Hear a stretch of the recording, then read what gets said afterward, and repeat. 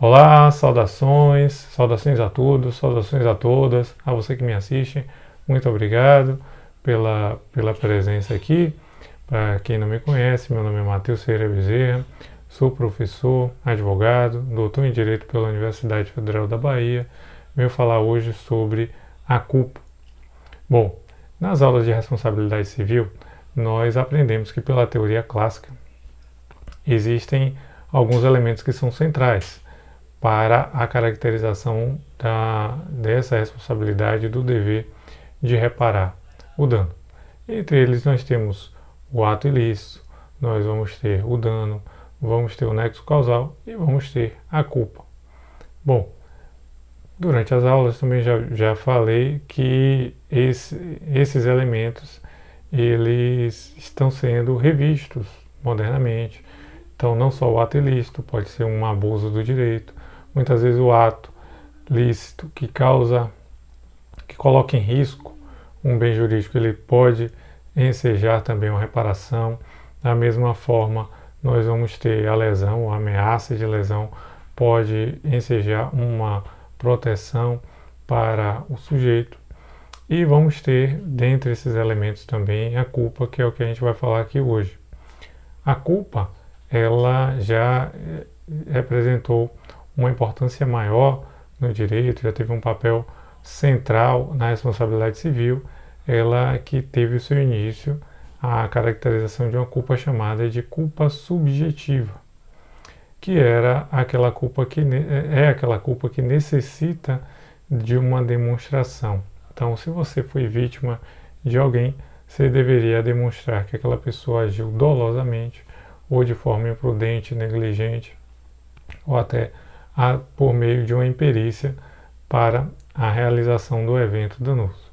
Então essa foi uma parte inicial da teoria da responsabilidade civil que atualmente a gente já não vê dessa forma.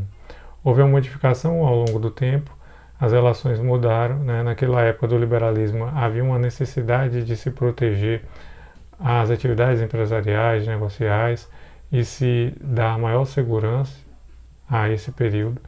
E aí fez com que, digamos, as pessoas poderiam agir livremente e caberiam às vítimas demonstrar a lesão, o ato ilícito e demonstrar também a existência da culpa. Com o passar do tempo, com a industrialização, com o aumento dos riscos das atividades, essa culpa evoluiu. Ela passou por um estágio de ser presumida, então em algumas situações você presumia que a pessoa agiu de uma forma culposa, seja de algumas manifestações, como a gente chama de culpa em elegendo, culpa em vigilando, ou seja, o seu dever de cuidado na escolha dos seus prepostos, dos seus representantes, ou até mesmo na vigilância daqueles que lhe são subordinados, e também na custódia, né, de bens. Então, essa culpa ela passou a ser presumida e hoje nós temos ainda a culpa objetiva, em que ela não precisa nem ser demonstrada. Diante do risco da atividade, já se vai presumir que a falha aconteceu, né, havendo a lesão, aquela já uma culpa de uma forma caracterizada com a forma objetiva, com a realização do fato, da qual a parte muitas vezes só vai escapar quando houver a demonstração de que a ação foi causada por um terceiro ou pela própria vítima, né? Então é preciso haver uma demonstração de um excludente. Então passa-se a ter já uma culpa centrada no fato. Isso é uma demonstração, um movimento do direito para que não deixe aquela pessoa lesada desassistida.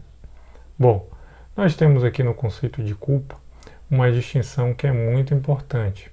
Nós temos que a culpa ela pode ser tida no seu sentido lato, e aí ela envolve o dolo, ou seja, aquela intenção de causar um prejuízo, de lesar realmente o bem jurídico.